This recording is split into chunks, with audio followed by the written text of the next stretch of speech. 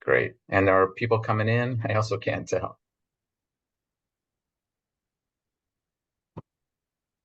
Well, as the blue buttons populate, we'll be admitting them in. So as soon as that happens, we'll admit them in. Okay, great.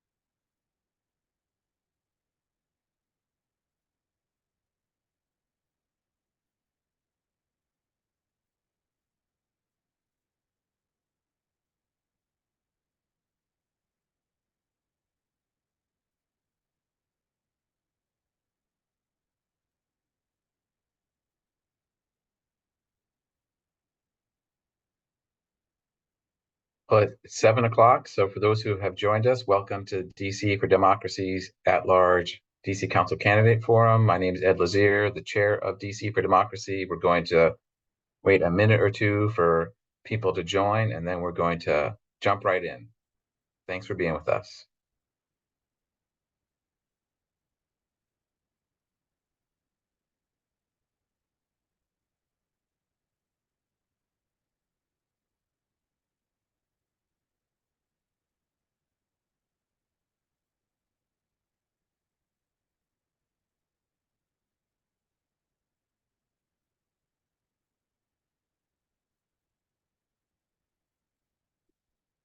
As you're coming in, we welcome you to put your name in the chat. Glad to have you with us.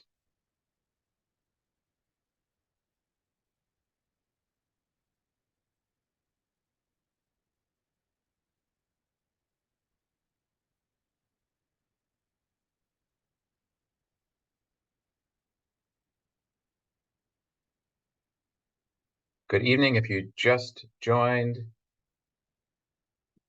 welcome to the DC for Democracy at-large forum. We are going to start. Oh, it is 7:02, so I think we are going to go ahead and get started. Welcome, everyone. My name is Ed Lazier. I'm honored to be the chair of DC for Democracy.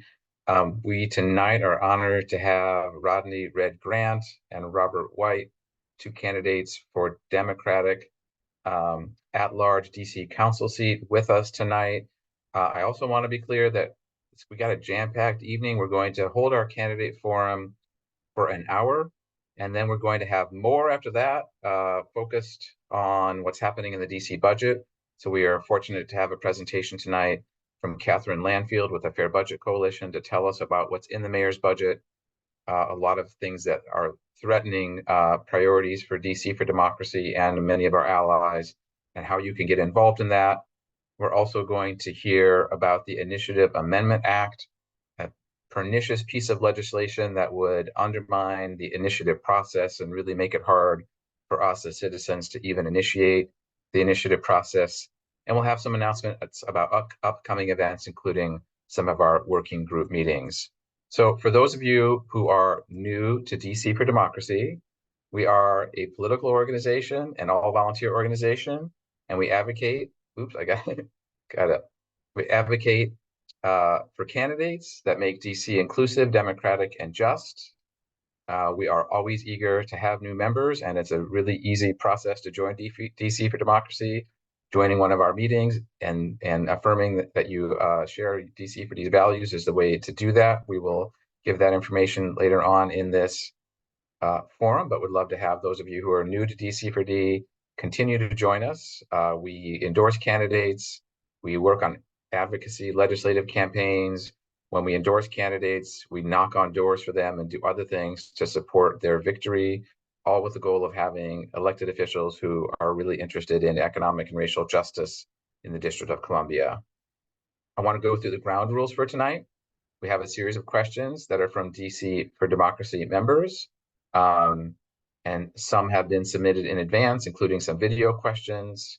We're going to give our candidates 2 minutes for opening statements, and then we're going to go into the questions. Each question has a 90-second time limit, which will be strictly enforced, meaning we're going to mute you if you go over, not to be rude, but just we want to move things along. The audience, we really encourage you to use the chat to show excitement, respond to what you're hearing, let us know what you're feeling about what these candidates are saying, and please feel free to submit questions. Our hope is that we will have enough time at the end for a few audience questions. And I think with that, I'm going to stop sharing, and I'm going to turn it over to our candidates for their 2-minute opening statements, and we will start with Red Grant. Thank you so much, Mr. Lazier. I want to thank the DC for Democracy for inviting me out tonight. And I'm so happy because this forum right here is a much needed forum. People ask me all the time, why should they vote for me? And I always tell them, simply put, I've already been doing the work. I'm already the chair of public relations to bring back vocational education to Washington, D.C. schools. I've teamed up with Black Women for Justice, and we've already started that process 3 years ago. Also, me and my wife have started a program, Beyond Your Block, where we take our young people off their block and give them opportunities to thrive in our community and see different things. We've taken them to the White House. We've taken them to the African American Museum. We've also taken them to the Redskins and Commanders games.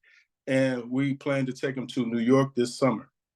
And we also started a program called Don't Shoot Guns, Shoot Cameras, where we're teaching our young people filmmaking from thought to theater.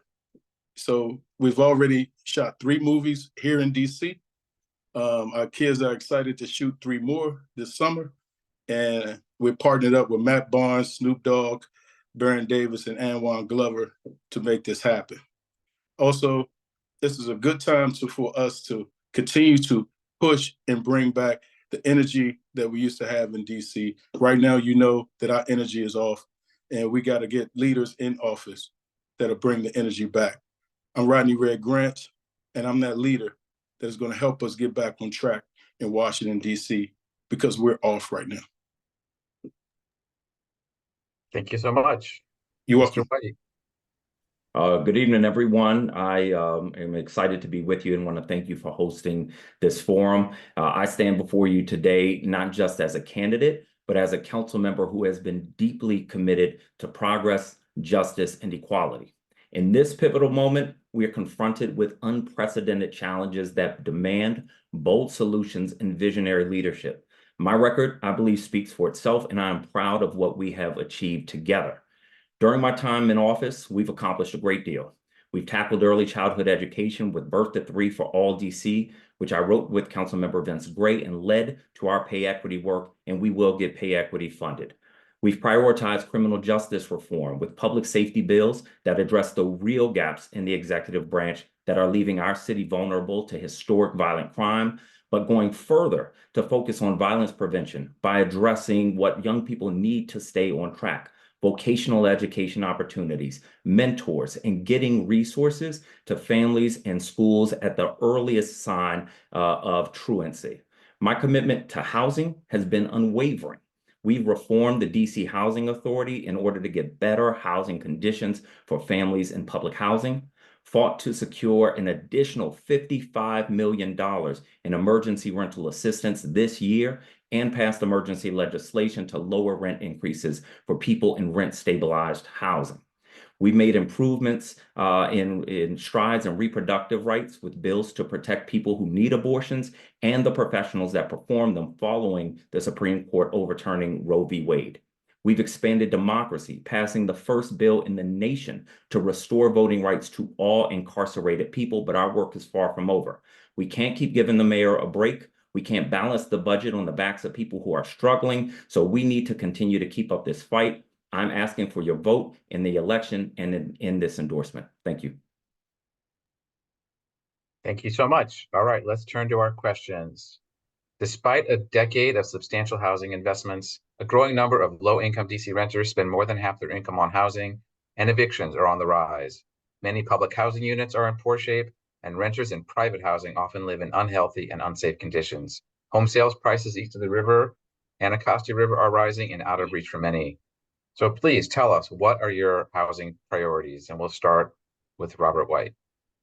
Thank you. After I became chair of the Housing Committee, we had to tackle a few emergencies. We had a DCHA that needed a new board, a new director, and a new executive team and money. I took that on and we won. We saw a huge cut in ERAP, which I took on, and historic increases in rent stabilized housing rents. So we took that on as well. Migrant crisis, SNAP crisis. So we have been working in the Housing Committee, but the issues persist. So I'm holding our agencies to high accountability. The reform I've made, seeing money go into agencies, but agencies not produce the results that residents deserve, is I'm now forcing every agency under my committee to submit 3 metrics to reach those goals so we can get them into better housing. I've been exploring private housing, looking at conditions and working with the chair of the council to allow DC government to intervene earlier. We recently passed a bill to allow the DC government to do exactly that. With the Public Housing Authority, we rebuilt the board, we rebuilt the executive leadership. Now it's show me time. I chair what will be an all-day hearing tomorrow doing oversight because the new director, I like him, but I'm holding him to the same level of accountability that I held the previous director to.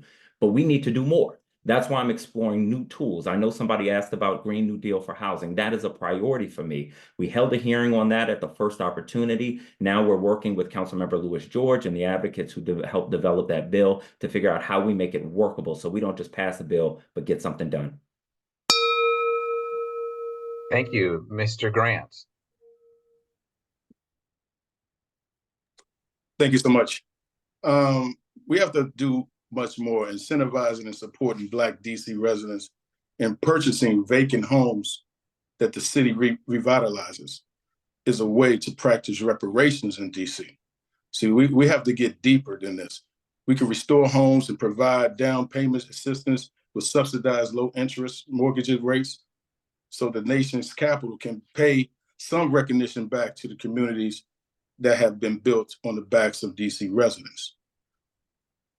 14% of Black and brown veterans in the country roughly are homeless in DC. And it's only 45% veteran homelessness in the racial justice issues. And we should work to eliminate veteran homelessness in our nation's capital. I've teamed up with veterans in Washington, D.C., and we're going to continue to make sure our veterans have a place to live in Washington, D.C. But we also have to tackle the MFI of Washington, D.C., the median family income, because they're using median family incomes from out in Loudoun and Montgomery County. We have to get real median family incomes in Washington, D.C. that reflect the income of Washington, D.C. residents here today. Thank you so much. Let's move on to the next question. And Mr. Grant, you will answer this one first, and then Mr. White. So the DC Council just voted on the Secure DC legislation, which increases surveillance and criminal penalties, even though we know that policing and imprisonment have disproportionately harmed Black and brown DC residents. The Council's Office of Racial Equity says that Secure DC will widen racial inequities in the city. What parts of the new law do you support? What parts do you oppose? Or more generally, what do you think is needed to make our communities safer? Mr. Grant. All right, thank you so much. It's really important that we tackle safety head on. And in Washington, D.C., we know that we live in one of the most dangerous cities in the world. If we don't put vocational education back in Washington, D.C. schools, If we don't build 2 to 4 schools in Washington, D.C. for vocational education, we're going to continue to see the same rise in crime that we see on a daily basis because we're not addressing the real problem. We have to attack the problem as our young people are growing, not attack the problem when they're about to go to jail. And that's what the council seems like they're doing. They want to tackle the problem when our kids are about to go to jail. That's why I'm going to continue to say vocational education is the way, the only way to get our kids jobs, to get our parents jobs, to get everybody a job around Washington, D.C. This is not rocket science. We got to get jobs to our people that are most vulnerable in Washington, D.C., or the crime will never go away. The crime bill, you can put as many bills in place as possible. If you don't address the real issues, it's never going to go away. We have to get vocational education back. We got to get training back, or we're going to be defeated here in Washington, D.C. In the last 7 years, we've been doing terrible.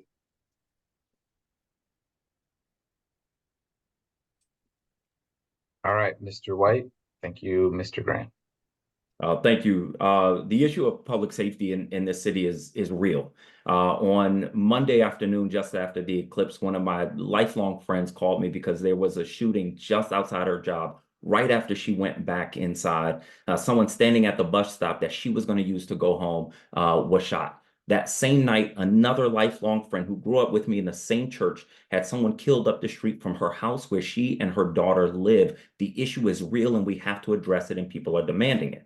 But addressing it means addressing it in reality. The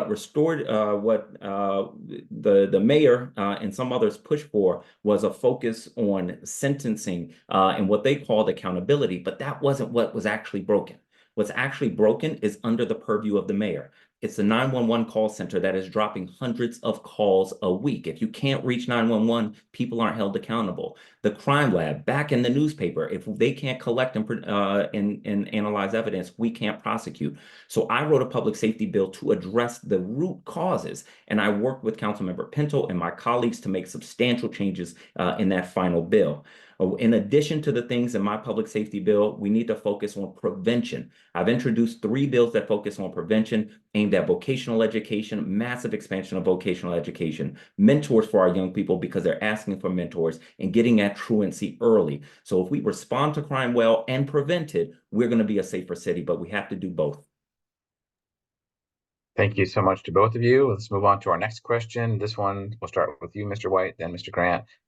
The median Black household income in DC is $54,000 compared to $95,000 for Latino households and $161,000 for white households. What would you do to improve the economic well-being of the lowest income DC residents? And what would you do to build the income and wealth of Black and brown residents?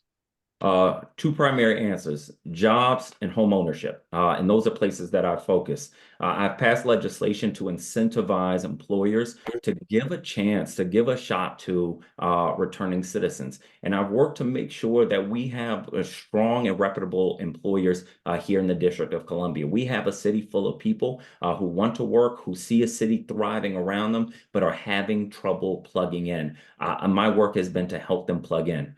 But we also need to make sure that we're creating home ownership opportunities. A lot of times in the affordable housing debate, what gets lost is the need to produce opportunities for more people, for more affordable home ownership options. So I've worked to make sure that we have a focus on that in respect to our housing policies. But in addition to that, I've worked to make sure that we have healthy funding for the Home Purchase Assistance Program. And a few months ago, when the mayor wanted to, out of nowhere, roll back HPAP access to people with the lowest income, so people who can afford to pay a mortgage but don't have money for a down payment, that's a whole lot of Black folks in this city. Those were the ones that were going to be kicked out of the program. I went head to head with the mayor, got that rolled back, and there are people today who have reached out to my office to let us know that they now own homes for their family and can produce intergenerational wealth because of the emergency legislation that we put forward and passed. Thank you so much, Mr. Grant. Well, great question. I think the housing conditions, under my brother Robert White has been terrible. First of all, he's running the housing committee and he needs to be accountable for the acts that's going on at the housing committee. And for him to turn his back and say he doesn't know anything about what's going on with SNAP and TANF and all of these different programs is ridiculous. We need to really make a housing condition risk compliance team that coordinates with the major legal service providers in DC. The legal advocates doing great work are already in the landlord's tenant advocate network, so the pipeline is already there.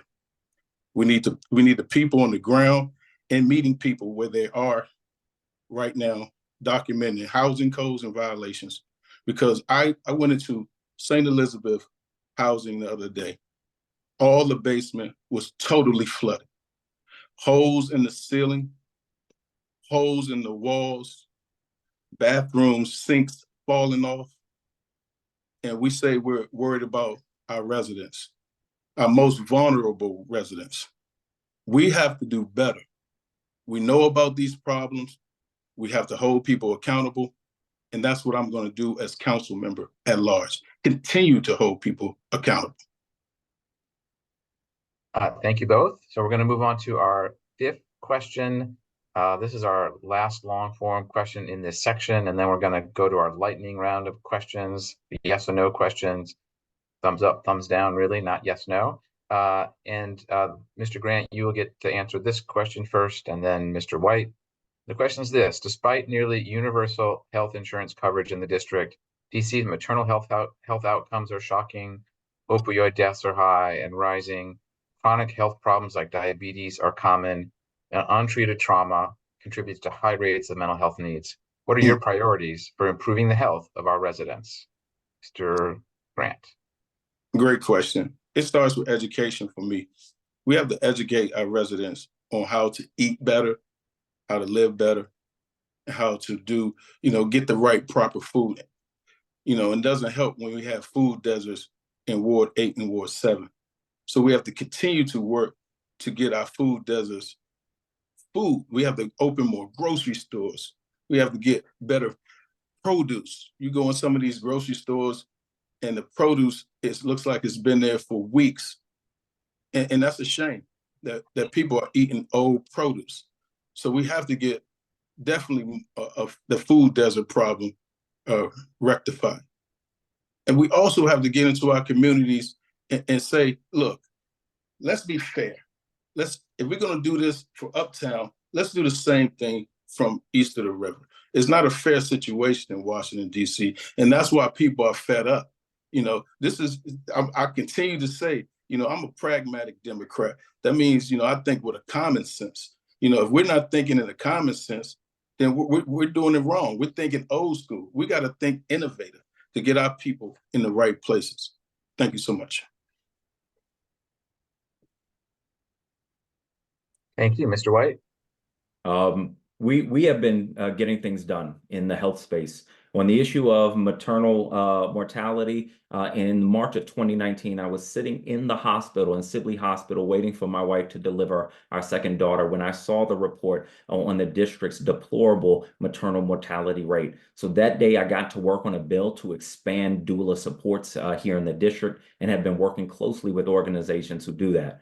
To keep access to healthcare in our city, I have fought with my colleagues, and this is something I do agree with the mayor on, to make sure that we are getting a real first-class hospital east of the river. But even that's not enough. We need a health network. That is why I've stood on the picket line with our unions outside of Howard University Hospital to make sure that the hospital was working with our nurses and protecting them and giving them the things they need to live their lives and protect their families. And on the issue of mental health, as mental health crises have really expanded over the course of the pandemic, and we've come to a place where we've taken the stigma away from mental health and therapy, what we've realized is that we don't have anywhere near enough practitioners to address the needs. That is why I work with my colleagues in the University of the District of Columbia to create a free master's in social work program at UDC that will be up and running this time next year. It will be free for residents, transportation, housing stipend, everything we need to get people from our communities into this space so they can provide care to our communities. Thank you so much to both of you. So we've finished our first round of questions. We're heading into our lightning round. Before we do that, I do want to thank my fellow DC for D steering committee members, Tiffany Johnson, Sharice Muhammad, and Jamie Epstein, and Bree McGowan, who you see on the screen, who are here to help us out tonight. Thank you so much for your help in moving things along. Yes, there we go. Thanks, Sharice. I also want to say we've seen a few questions in the chat. We will definitely have time for some of your questions, so keep chugging them away. And Sharice is going to be cutting and pasting them into a document so that we'll be able to read them and ask as many of them as possible. So let's move on to the lightning round. The lightning round are a series of yes/no questions. And before the forum started, we asked our two candidates to practice, but I'm going to ask them again. Can I see a big thumbs up close to the camera for both of our candidates? Can I see a big thumbs down? All right. Oh, not sideways. We only want up or down. That's right. So we're going to ask questions with a yes or no answer. And of course, thumbs up means yes and thumbs down means no. And we want everyone to be able to see this. We're going to share this recording with other folks. So please be clear in your answers. All right, here we go. The first question. Currently, only buildings constructed before 1976 are covered by rent control. Do you support applying rent control to apartment buildings once they reach 15 years of age, including phasing in current buildings? Thumbs up, thumbs down. Great, I see 2 thumbs up. Second question, do you support banning solitary confinement in the DC jail? I believe I see 2 more thumbs up. Third question, do you support raising property taxes on DC's highest value homes, starting with those valued at more than $2 million as a way to fund some of our city's most urgent needs? We are seeing no to that question from both candidates. Do you support the recent effort to expand pre-trial detention of people accused of a crime but not yet convicted or not adjudicated? Do you support the recent effort to expand pre-trial detention of people accused of crimes?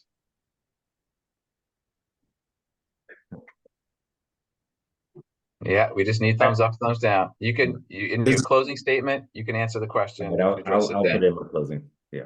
All right. Can you repeat the question about pre-trial? Because do you support the recent part of this secure DC legislation that increases pre-trial detention? All right, that is a down, and I believe Mr. White is also down and maybe answering in his final remarks. Do you support the decision to create drug-free enforcement zones, areas that will be targeted for increased surveillance, where it will be easier for police to stop and question residents? I see 2 thumbs down. Next question. The RFK site may soon be under DC control. Most neighbors there want to protect its current uses, as do most DC residents, like playing fields and a farmer's market, and they want to add housing and other amenities. Mayor Bowser clearly wants to bring an NFL stadium to the site. Do you support having an NFL stadium at RFK?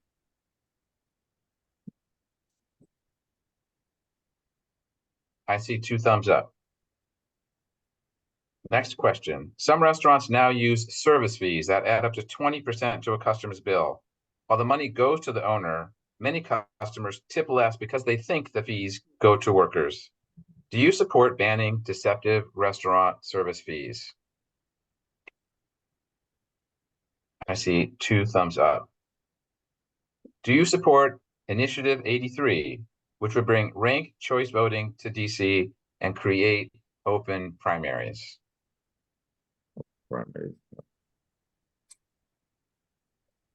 Is that a down, Mr. Grant? That is a down. Gotta get close to the camera. Whoa, that was too close. All right, last question of the lightning round. Washington Gas wants to spend billions to upgrade pipes and then pass that cost on to consumers, even though DC is working to phase out fossil fuels. Would you support legislation to stop Washington Gas from making repairs that will be costly to consumers and may slow our transition away from fossil fuels? I'm sorry, do we support banning it or do we support? Do you support banning Washington Gas from making those costly repairs? Okay, I see 2 thumbs up. That concludes our lightning round, and we will continue to please put your questions in the chat if you want, but we're going to now move on to a series of video questions submitted by DC for Democracy members. I believe our first question comes from Travis Bally. We're going to see that question, and then we will have 1.5 minute answers, starting with Mr. White.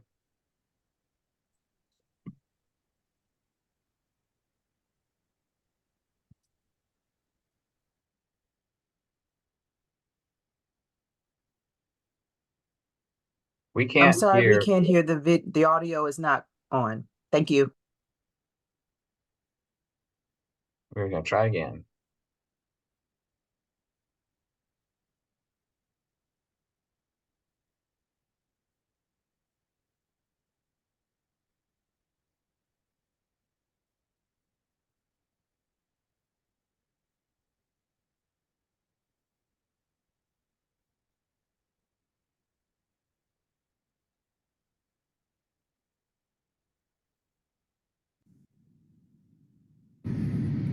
Hello, my name is Travis Bally, and I'm a Ward 7 resident.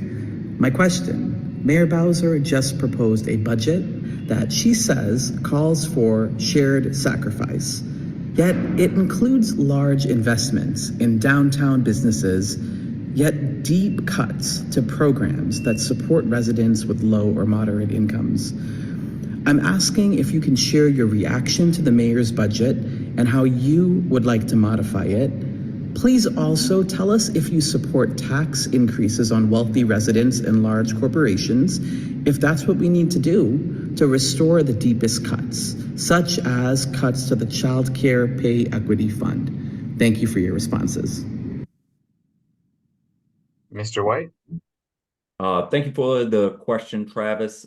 Yes, the mayor in her budget highlighted shared sacrifice. I want to see shared prosperity because we have to remember this is still the 24th year in a row in which the city's budget has gone up. The mayor's tax increases are regressive. For instance, sales tax. These are people are already struggling to figure out how to pay their bills and put food on the table. And we're proposing to tax those folks more.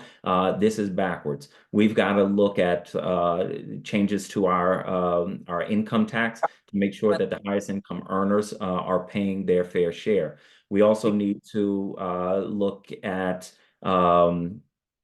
increasing capital gains tax to make sure we are taxing in the right place as opposed to taxing people at the grocery store.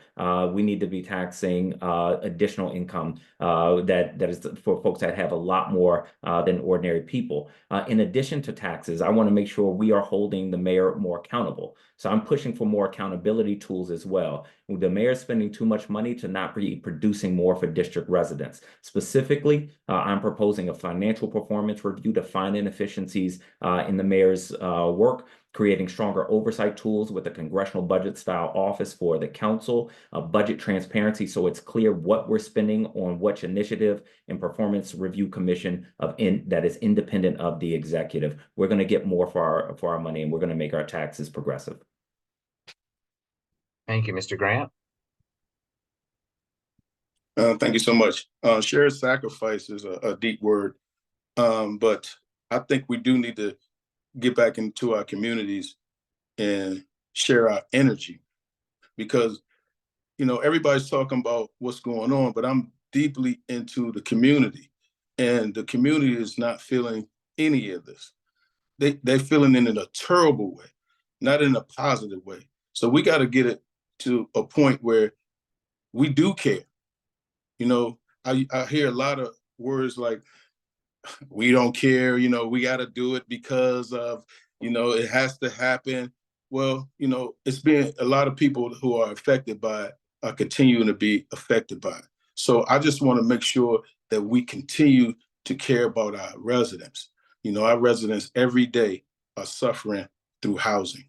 Our residents are suffering through education. Our residents are suffering daily. You know, I went over to the House DC the other day, and to see our young people suffering, it makes me sick. And it seems like the people that are in charge are forgetting about our young people. So this is all about making sure that everything can be affordable and equitable in our city again. So we won't be starving out here like we are right now.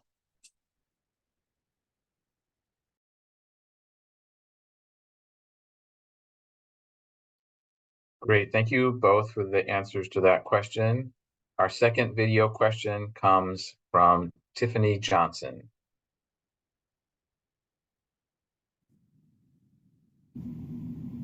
Good evening. Mayor Bowser and the council have pledged over $500 million to Ted Leonsis, owner of Monumental Sports, for Capital One Arena, even though there's no opportunity for the team to move to either Maryland or Virginia. I and many residents are upset to see this at the same time as budgets with harsh cuts, knowing that funds for Capital One Arena could instead be used to build schools, renovate shelters, build playgrounds, and more if they didn't go to a billionaire team owner. What do you think of this deal? And more generally, how would you protect DC from over-subsidizing professional sports teams in the future, such as RFK Stadium? A great question, and we are going to turn to Mr. White first to answer, and then Mr. Grant. I think I answered the last one first. Happy to begin if you'd like. All right, Mr. Grant, you're going to go first then. Sorry, I'm losing track.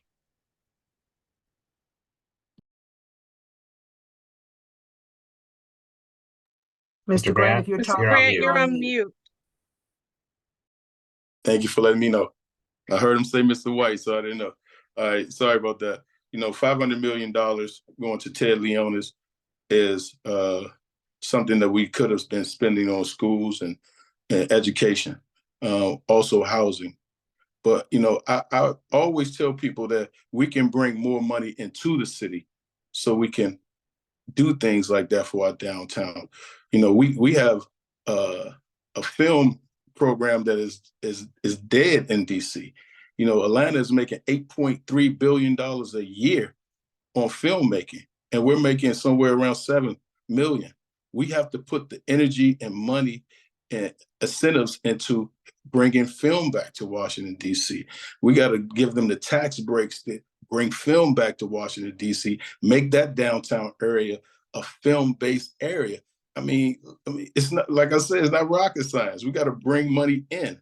We're losing more businesses in Washington, D.C. than we're gaining. We're supposed to be the city that brings in small businesses, but we're losing small businesses. And it's a shame. And we got to continue to work on different innovative ideas that are not like what we've been doing. I want to bring filmmaking. I want to bring about $9.3 billion to downtown. And let's keep it pushing. We don't have to suffer and run behind people and beg for you to stay. We got ways to be innovative.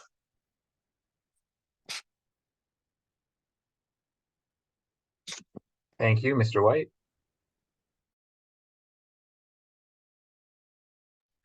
Thank you for the question, Tiffany. One of the things that we have to be very conscious of is we have a downtown that's changing in a historic way. Downtown is the anchor of our economy that helps us pay for schools, for social services, safety net programs that are necessary and that we know we need. If the city spirals, the people who are going to feel it most are the people who have the least, and we've seen that happen before. So I share the concern about giving money to billionaires. I also recognize, even if I don't like it, that Maryland and Virginia weren't going to stop trying to recruit Monumental. And if they did that successfully, which they still could have, that would have been a huge loss to the district. DC right now gets between $30 and $60 million a year from Capital One Arena alone. That doesn't even count the spillover into bars and restaurants nearby. That means jobs for the people who work in those bars and restaurants and stores. It also means 600 to 1,000 full-time jobs here in DC for Monumental, and 1,000 to 2,000 part-time jobs a year for Monumental. Mayor Bowser dropped the ball, and we almost lost one of our biggest economic drivers and job creators in the district. Now, we got lucky here, but luck isn't a strategy. So we need to make sure we're making smart investments. The way I look at this is the city is going to get a lot more money back than we put in. And the money we get back is money we can spend on programs. The money we're putting in is not. It's only money that we can spend on buildings. Every dollar matters, but I see this as an investment. Thank you both for those answers. Our third question, our third video question comes from Kim Perry.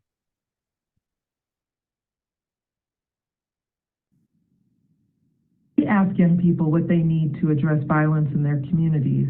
They've made it clear that there aren't enough safe spaces to go after school with mentors and positive things to do in their neighborhoods. How would you address and fund the need for additional safe and enriching opportunities for youth?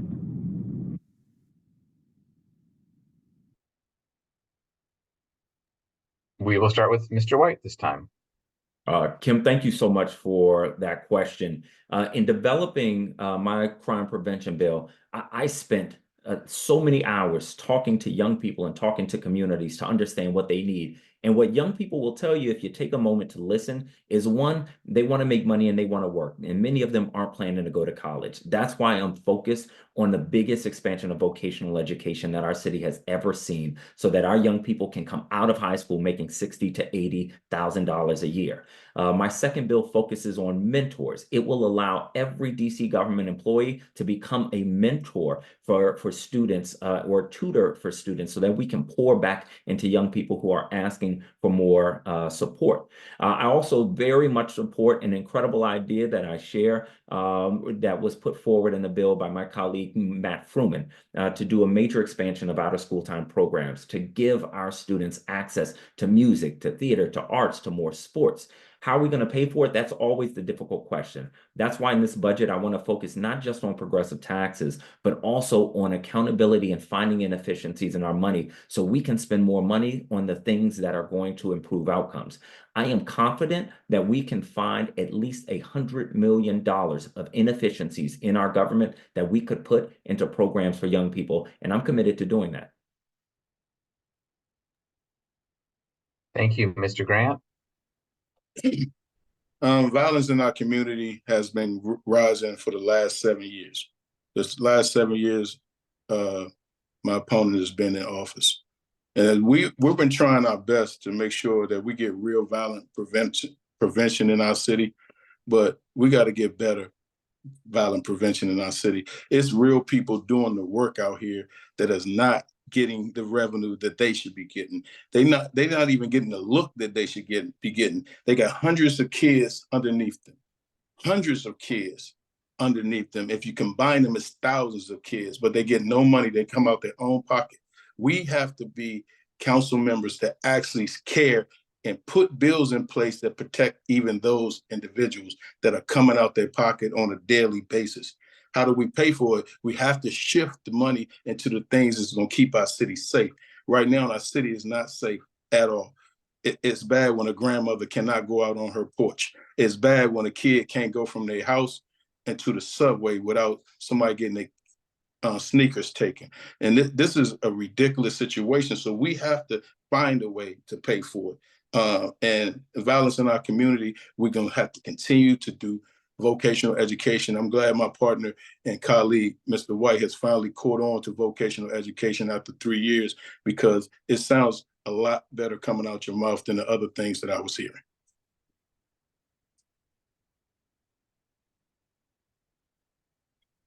Okay, thank you very much, all of you, to both of you for those. Thank you for those answers to those questions. We're now going to move to questions that have been submitted, some in advance and some tonight by the audience. We've been giving you 90 seconds. I think that's a lot of time. So if we're going to get in as many as possible, I'm hoping we can keep them to a minute. We'll see if the timer is able to change, but even if not, try to keep your answer to a minute.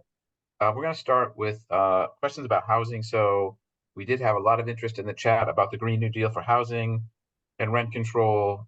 Mr. White, the question, it's sort of different answers, questions for the two of you, but Mr. White, talk to us about the timing for work you want to do on the Green New Deal and rent control. Mr. Grant, when the question comes to you, please tell us what you think about the Green New Deal for housing proposal and what your priorities are for rent control. So, Mr. White. Thank you for the question. The Green New Deal for housing is a proposal for something called social housing. I was working to develop a bill for social housing when I found out that my colleague Janice Lewis George was working on a similar bill, and I was happy to step out of the way and let her take the lead on it. Since then, I've prioritized it, making sure that we had a hearing and pulled together experts, not just from the district, but from around the world. My team and I have spent so many hours working with local folks who advocated for that bill and helped write it to make sure that what we pass is a bill that is workable. Many of you know the District Opportunity to Purchase Act. That's a bill that was passed about a decade and a half ago and never implemented. I don't want to pass a bill that doesn't get implemented. I want to pass a bill that will mean more and better housing for residents. I'm not going to be able to get to it before council recess. My hope is that we'll be able to do enough work on it over the recess to get it voted on by the end of this year. That's my goal. All right. Thank you so much, Mr. Grant. Green New Deal for housing and rent control. What are your opinions? Well, I do support the Green New Deal for Housing Act. Adding different green energy options to housing units and refurbishing vacant properties would go a long way to revitalizing our community. What reforms in rent control, I want to make sure we streamline the DC code to reflect a more uniform approach to rent control, which would lead to a better public awareness. We want to generate a more robust auditing system for the many exclusion from rent control entirely and exclusion justifying exceptions from the provision, which raises as high as 125% in some instances. So we want to continue to push programs that's going to be Green New Deal. We want to work with people like Bo Luther over at Clay Terrace, who has the garden over there. They're doing some amazing things with solar energy. And we need to adapt some of these programs to help not only our. Thank you so much. That was the first time we had to mute tonight. I guess because we sit down to a minute, but thank you both for keeping to the time. I couldn't see the clock, sorry. There you go. Our next question is about transportation, and we'll start with you, Mr. Grant, to answer. General Manager Randy Clark announced a budget shortfall of $750 million with proposed cuts to 65 bus routes. Losing these bus routes will adversely impact DCPS students and families who depend on WMATA buses to get to and from school. What is your approach to address this issue, given $515 million was given to Leonsis and Capital One Arena? Mr. Grant. Well, having a kid that's a former DCPS student who had to go to school and on transportation, it's a shame. I rode the Metro today, and the Metro is not the same Metro that it used to be. So having cuts already, it's already a system that is not viable for us. So more cuts. We're going to be standing on bus stops. We're going to be standing on subway platforms longer and longer and longer. And people are already fed up with that. So we have to put the energy and money. We cannot cut these bus routes. It's important not to cut these bus routes. We need to make more bus routes and make it more affordable. Whatever we need to do to get together with our city to connect with WMATA, we need to do it and get the budget and the money in there immediately. Thank you so much, Mr. White. I appreciate the question. I grew up taking the bus to school starting in the first grade.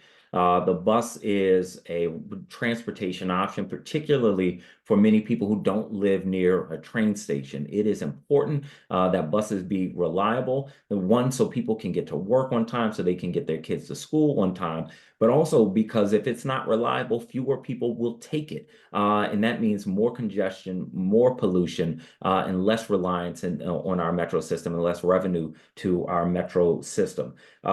We have to push metro on efficiency. I'm starting to get a lot of complaints from residents who are watching empty buses go by them every day. So I think one of the things we can do is look at the lines that are empty to make sure we keep the lines that people are relying on the most.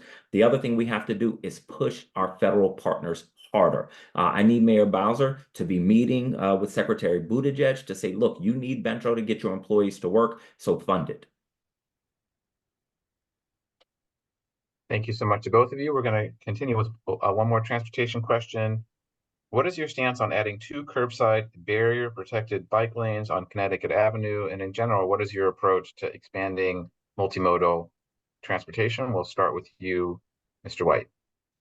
Every modern city is multimodal, and the District of Columbia cannot be an exception. That is what world-class cities look like.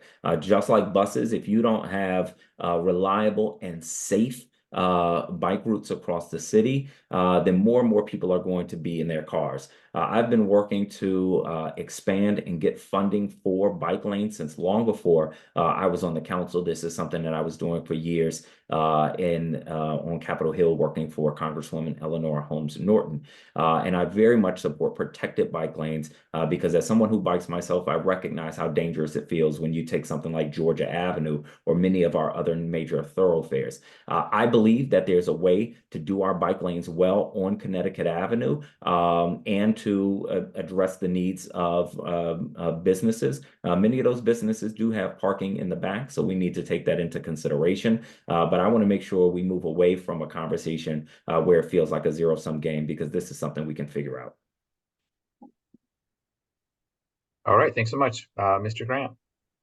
Well, me and my wife rode our bike today, and the way the bike lanes are, they cut off at a certain point.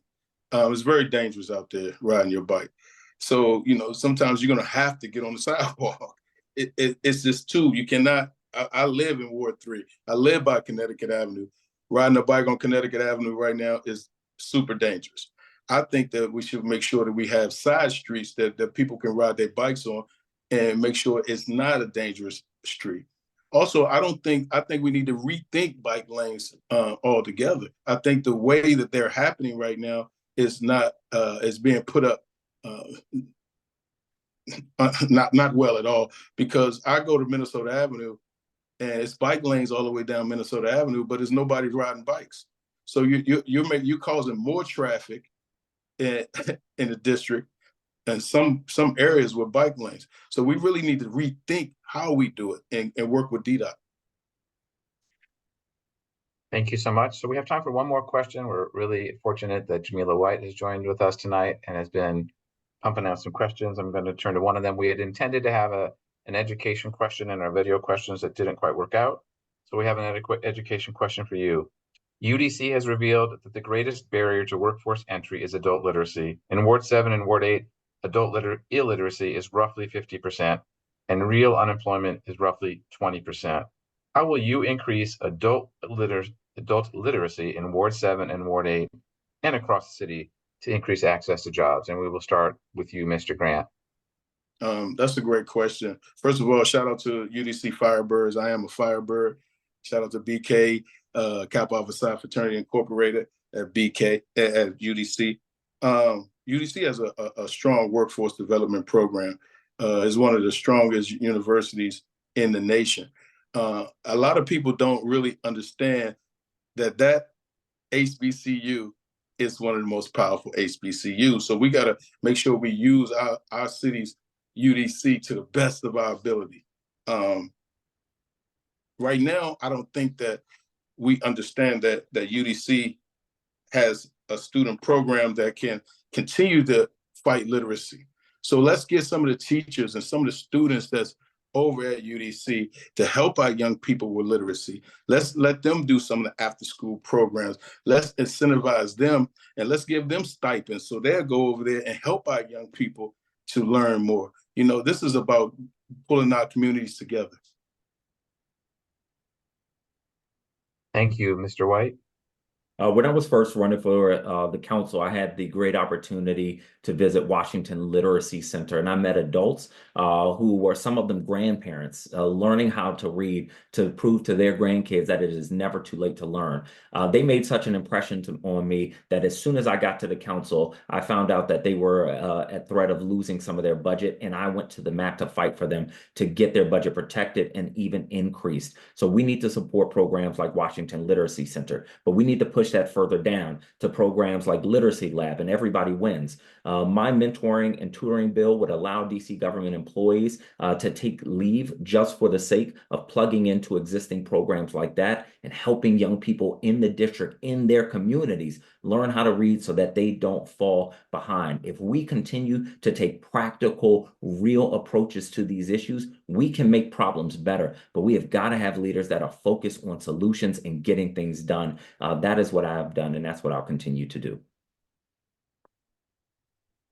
Great. Thank you very much to both of you for that. So in just a minute, we're going to turn to closing statements, but I want to make sure that the audience knows that that is not the end of the show, that when this forum part of our meeting is over, we are going to turn to two really important conversations, one about the state of the DC budget, the dire state of the DC budget, and then so many ways that it damages the economic security of Black and Brown DC residents and what we need to do to restore those program cuts.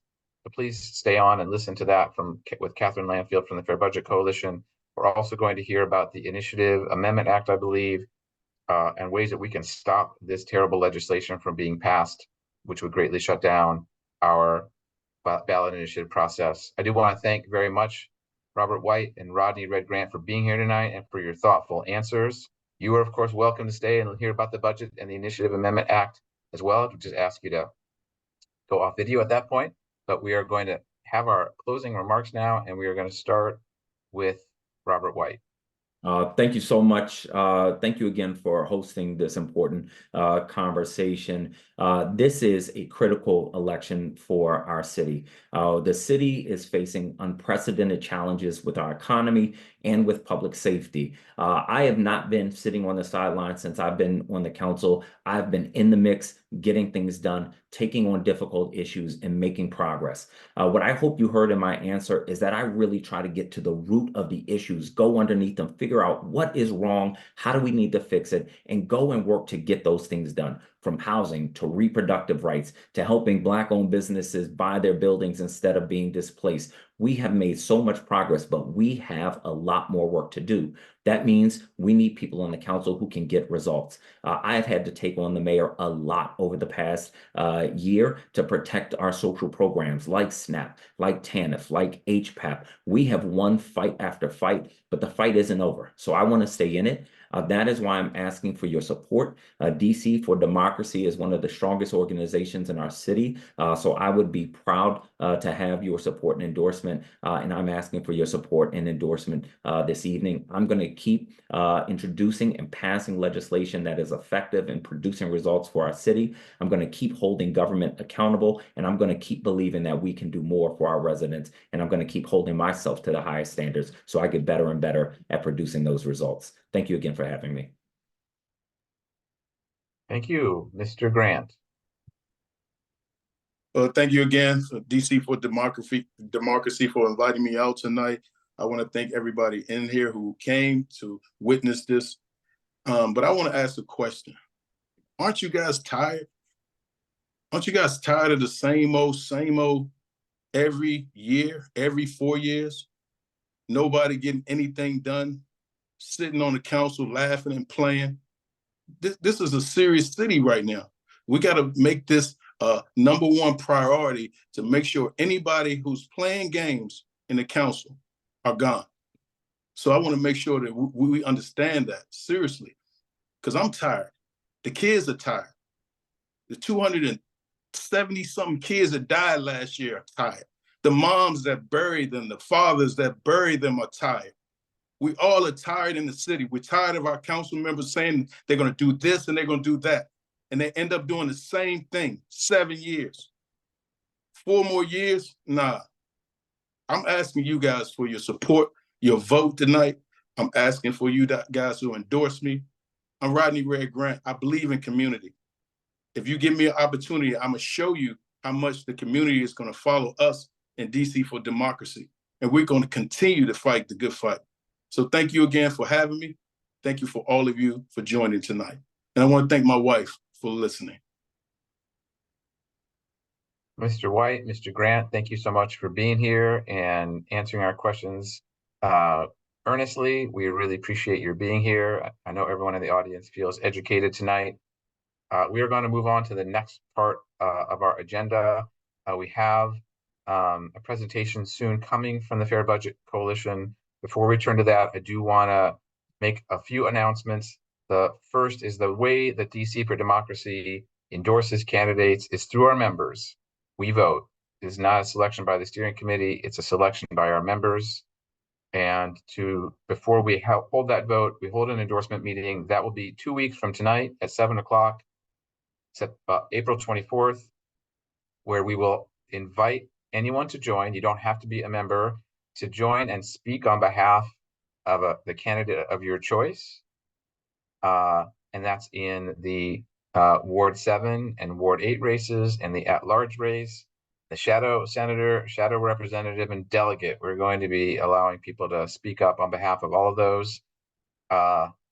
Everyone who comes will have 1 minute to speak. You don't have to speak to come to the meeting. You can come just to listen. After that endorsement meeting, immediately you will receive a ballot in the mail if you are a DC for Democracy member. And you will have a little more than 2 days to fill out that ballot.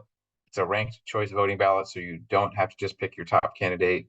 And then we will have those ballots counted over the weekend and announced by that following Monday, the April 27th. So we look forward to seeing you. Please look out for your emails for announcements about how to register for that April 24th meeting. It will be coming up soon. I'm also just going to turn to one other announcement. Well, actually, it's a webinar, so I'm not sure we're allowed to do this. John Zatoli is here to speak on behalf of the DC for Democracy Affordable Housing Working Group. John, I realized I didn't make you a panelist. I'm going to try to do that during Catherine Lanfield's presentation so that you can come on and make your announcement about the housing work group. So for now, I'm going to turn it over to our esteemed colleague in the Fair Budget Coalition, which is a major ally of DC for Democracy, Catherine Lanfield, who's going to talk to us about the mayor's proposed FY25 budget and what DC for Democracy members can do to weigh in to make it better as the council deliberates. Catherine, thanks so much for being here with us tonight. Thank you so much for having me. I've actually never been a panelist on a webinar before, so that's kind of a little unusual for a Wednesday night. It's great to be here with you all. I actually want to talk with you all about a couple of things, not just the budget, although that's definitely going to be a part of it. I want to spend a few minutes talking about our I don't know how can you see this? Our safety is investing in community budget platform.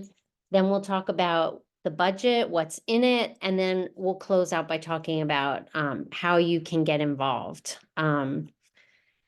Because there's a lot of work that needs to be done. And I wish I could see you so I could see your thumbs up to say, yes, I'm ready, I'm going to get involved.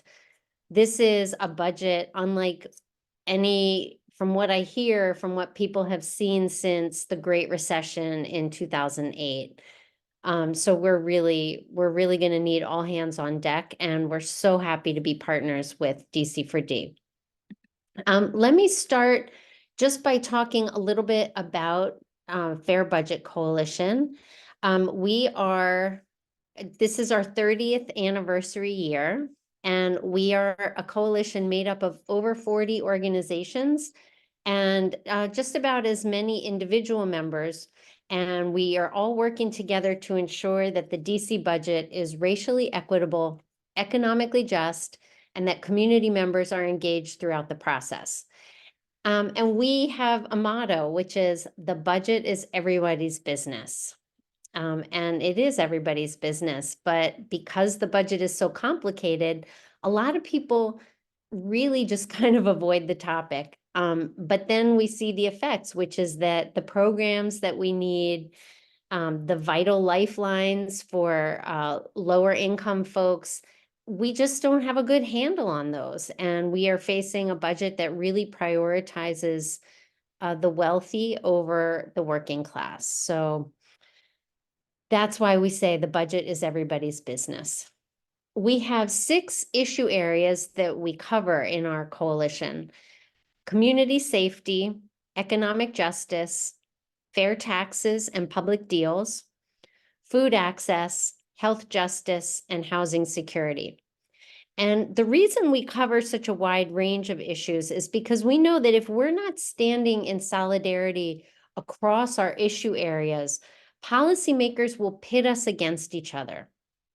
Like, for example, oh, this year we only have enough money for the food increase, but not for shelter housing or emergency shelter. This year we can put a little bit towards healthcare, but we can't put anything towards violence interruption. So that's why we stand together so that we cannot have our issues played against each other. I mean, we know that the real issue is that it shouldn't be about essential investments in community need where the money is constantly being played off of different needs. The money should be coming from the wealthy paying their fair share into our system so that the system is well funded, which it is not. And we'll talk about that a little more later. So every fall, members come together and we start to collaborate with organizations, policy analysts, community members, community organizers, like really just across the range of people who want to be involved. And we developed this budget platform. This year's platform, I think I may have said it already, is Safety is Investing in Community, Shifting Power and Resources to the People. And the theme really grew out of our frustration with the narrative these days about crime in the city. And we know that true community safety comes from stable, safe community. It comes from stable communities that have all the things they need to be thriving. Things like safe and healthy housing, good schools, good public amenities like parks and libraries, good public transportation, access to quality, affordable food, and so much more. So that's why we came up with the title, Safety is Investing in Community, Shifting Power and Resources to the People. I want to encourage you to check it out on your own because it's actually pretty lengthy with 6 issue areas and about 5 recommendations in each issue area. This book is really, it's got about 30 recommendations in it. And so I would love it, Jamie, if you can please share the link in the chat so that people can click on that at their leisure. I think we should talk a little more about the budget. Also, will somebody prompt me if there's like a question I need to deal with? Is that something you all do? We will do, Catherine. Yep. Thank you. Thanks, Ed. And also, I'm not looking at the chat, so also flag if there's anything I need to jump in on the chat. I don't mind being interrupted. Okay, so let's talk about the budget. So the mayor just unveiled a budget exactly 1 week ago. It was 2 weeks late, unfortunately, which has caused a whole range of other problems. But she unveiled it a week ago. And that budget does not include shared sacrifice, because even though like literally that's in the title of her budget, something like a budget for shared sacrifice, complete bullshit. She cut many vital lifelines for DC residents, and I'm going to give you just a sampling of some of the kind of the ugliest warts in the budget. But the budget is like a couple thousand pages long. We could talk all night long about all the different cuts she's made. But here's a sampling. She reversed progress made on food security by cutting SNAP coverage. She allowed it to, there was a big boost last year to benefits and we fought really hard to get that, and she ended the boost. So people are back to, in some cases, $30 a month for food. She also capped essential income support that lower wage workers get through the earned income tax credit. And by capping that support, it's going to result in about almost $70 million worth of additional income. So income out of workers' pockets through FY28. Now, when I say FY, that's fiscal year, but you all are pretty savvy. I bet you all knew that.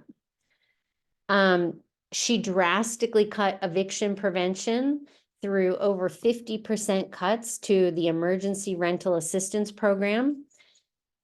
And that is the only program that a person could apply for in the city to prevent being evicted. But then she went a little further. She also cut by 67% the legal services that the program is called Access to Justice. She cut that. And so that's the program that would have helped folks have a lawyer when they go to eviction court. So she kind of gets you coming and going. In fact, evictions have doubled since the same time period last year, January through March. From last year to this year, all the numbers have more than doubled. She also has not done much to enhance domestic violence services. And domestic violence really soared during the pandemic, and we still see higher levels than before the pandemic.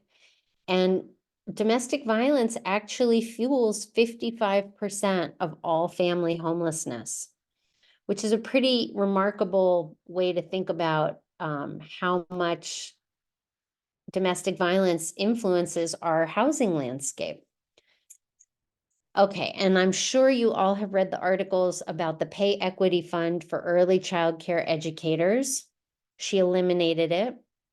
That is very, very destabilizing for our childcare system, and it really gutted progress on giving livable wages for the Black and brown women who power the early childcare education space.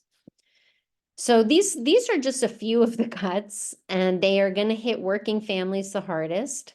And even her revenue raiser that she put in place for WMATA, so that we would have a functioning public transportation system, that she did through a regressive sales tax.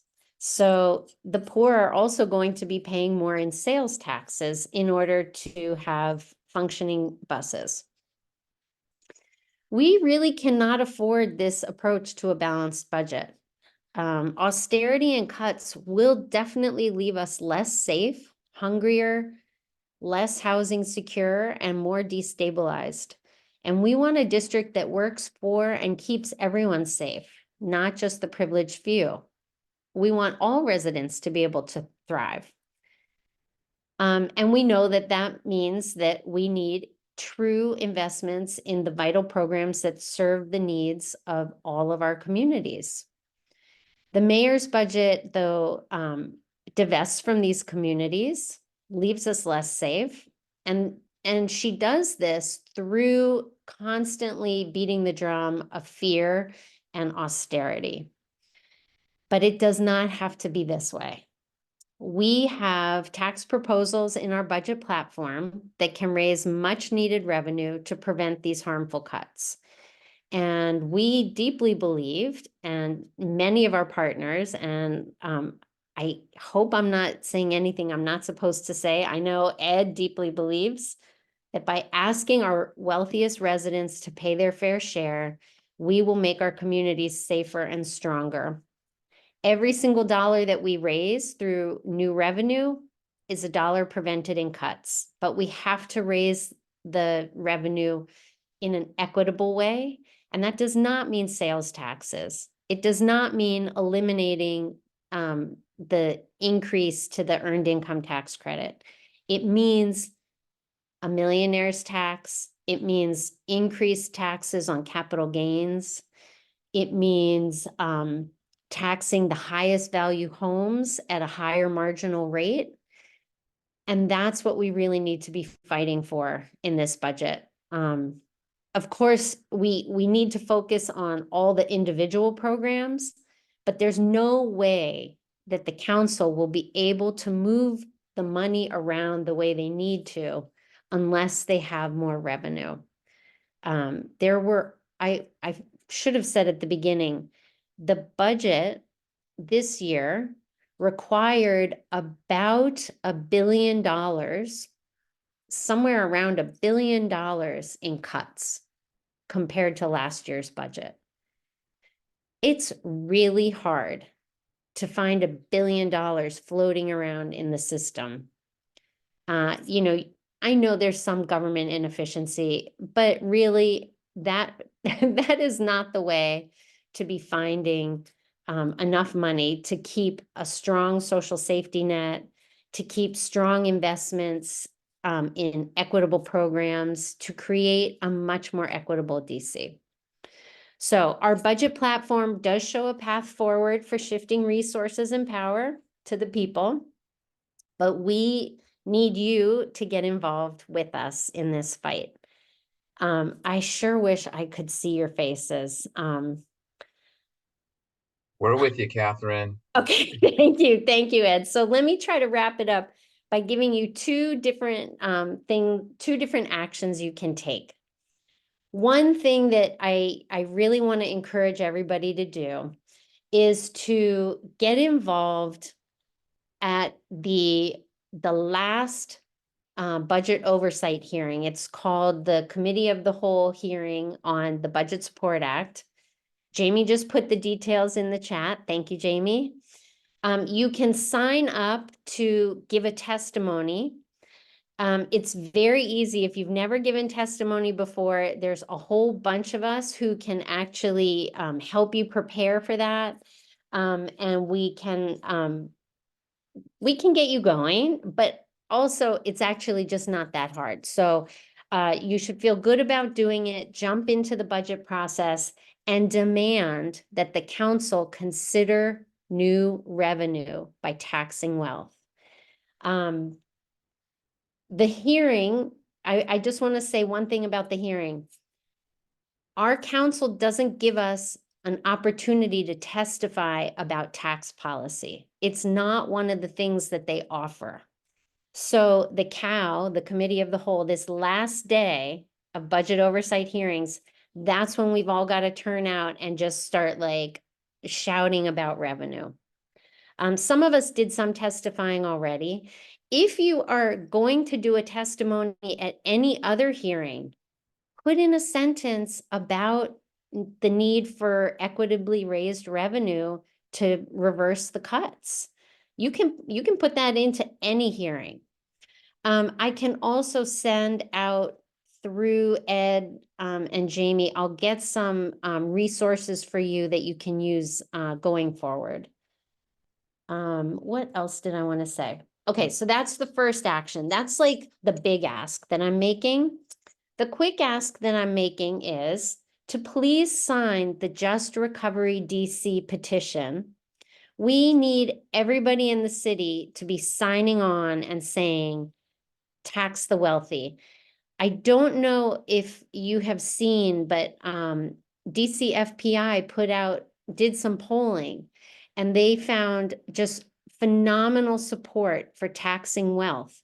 And the support was even stronger when they said, would you support doing X, Y, or Z tax increase if you knew it would help pay for housing stability or access to food or quality childcare? So the polling is with us, the vibe is with us, the morals are with us.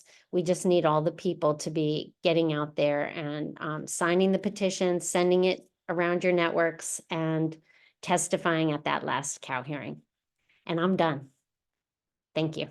You may not be, Catherine. We may have some questions. Thank you for that. That was very helpful. There was a question about how people can testify about taxes. You answered that question.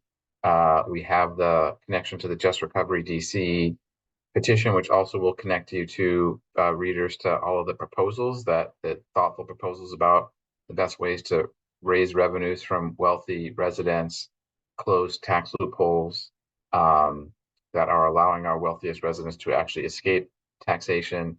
Catherine, there was a question in the chat, and we did notice you were not, I know you had other things earlier, so you didn't see it, but we asked both candidates about raising property taxes on homes worth more than 2 million, and we got 2 thumbs down. And then so from Robert White and Rodney Red Grant. So with that in mind, any advice on what we can do to make sure council members understand that a $2 million home is not a Yeah. home that somebody bought for $100,000 in a gentrifying neighborhood who can't afford taxes anymore, that's really a Yes. very well-off home. Yeah, I want to say a couple things about that tax. First of all, it was extremely intentionally designed so that it would not harm the grandmother who's had her house for 50 years and now finds out that it's worth significantly more. We have protections in place specifically for anybody who should not be paying that higher tax. There is no reason for people to balk at this tax proposal. We also are able to peg it to the top 5% of homes. And so as housing values go up throughout the city, that rate will just, the homes that get that tax, it will always just be the top 5%. So this is not something where, oh my God, I'm so worried my house is gonna all of a sudden face this higher tax. It's beyond me why people do not get this, but you know, it's the end of a long day. I don't want to sound too irritable. Other questions? That is not a risk for you, Catherine. You may not be seeing it in the chat, but people are signing the petition right now as we speak. We do have a question about sending the petition website in a separate email. We'll do that, Karen. In our follow-up email, we will include a link to the Just Recovery DC platform and petition so that people can sign up then. Yeah, and the website, because the website has a lot of good information about taxes. I will say the tax proposals in the Fair Budget platform are very, very similar to the ones at Just Recovery, but they're not identical. And part of that is because we follow what our members are recommending, and then we have this voting process, and Just Recovery is a separate coalition. So they're not identical, but they really work together very well because we want multiple voices and multiple coalitions championing this work.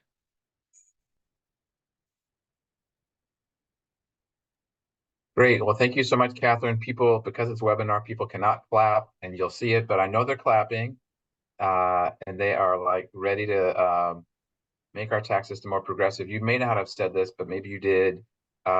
Analysis of DC's tax system has shown that the top 5% pay a smaller share of their income in combined DC taxes than the bottom 95%. So yet another reason that it's just the right thing to do to make our tax system more progressive and raise the revenues that we need. So Catherine, really appreciate you being here and sharing that information with you. We're really honored to have Fair Budget as a partner. Yeah, got some clapping. And it's not one hand clapping, it's two hands. Should I go off camera now? You could probably go off camera. camera. Yeah, we don't have that scripted, but Good night, everybody. Good night. So we just have a few more announcements and then we will wrap up. Just as I said it earlier, but I want to say it again, our next step in the endorsement process is April 24th, 2 weeks from tonight, when we will allow people to speak on behalf of their favorite candidates in every race that we haven't endorsed in, which is the only one we've endorsed in is Ward 4. So please look out for that email and join us then. I was hoping to have Miguel Durama with us tonight to talk about the Initiative Amendment Act, which is legislation that would stop any initiative that has even a modest cost from going forward. Yet almost every initiative, including Initiative 83, has some costs for implementation. We must stop this legislation. I put in the chat a link to the site on how to defeat the Initiative Amendment Act. Bree McGowan is with us. We did not ask in advance. I know Bree is active with Initiative 83. I don't know if you have anything to say about the Initiative Amendment Act. If you don't, that's fine. But if you do, feel free to come off mute and say a few words. I will also remind us that DC for Democracy is knocking on doors for Janice Lewis George. It's a fun way to get out, be with DC for D members, and support great candidates. Our next canvas is this Saturday. Our follow-up email will also remind you of how to sign up for that. I think our previous emails had a link for you to sign up to join our canvas. And yeah, we look forward to joining you. I hear the weather's going to be great. We're going to canvas every 2 weeks, so the 27th and the 11th. And on the 11th, we're going to have a DC for Democracy happy hour. Whether you canvas or not, join us at 4 o'clock on May 11th. Also be looking out for information related to that. And I know that we did have our housing working group wanted to make an announcement, and John's had totally put that into the chat about their meeting next week. We also have working groups that focus on community safety, on climate justice, and one that is tracking the DC Council. Look out for future emails, or look to our website to figure out how to join any of those working groups. Is there anybody who is a panelist who has anything to say before we wrap up tonight and say goodnight to all the good people who joined us? Oh, Bree, I see a hand up. Please. Hey, sorry, I completely missed the defeat the IAA, but not too sure what's been said, but just want to quickly say that this is something that is a bill that will essentially make it hard to have ballot initiatives in the future in DC. And so we are asking that folks call their representatives. A lot of ANCs have signed on to ask their representatives to oppose the IAA and say that we want to maintain already the limited people power that we have in DC. So I hope that y'all are able to go to the website. I see Ed must have posted in the chat. Thank you, Ed. Around defeat-iaa.org. And yeah, it's just a homegrown little website that a couple of folks created with all the information around it, and how to basically contact a representative and how to advocate around why we should continue to have ballot initiatives in DC, and how this bill can effectively make it impossible to have ballot initiatives. So that's the short of it. And it's www.defeat-iaa.org. Thank you. All right, that is it. Within the next day or two, we will send a follow-up email with a recording for tonight. And to Ronnie's comment, we will make sure that all the links and all the information that was shared tonight will be shared with you, how to join in the budget, how to knock doors with Janice Lewis George, and more, how to join our event on April 24th. Thank you all so much for being with us tonight, and we look forward to seeing you in 2 weeks at our endorsement meeting. Take care.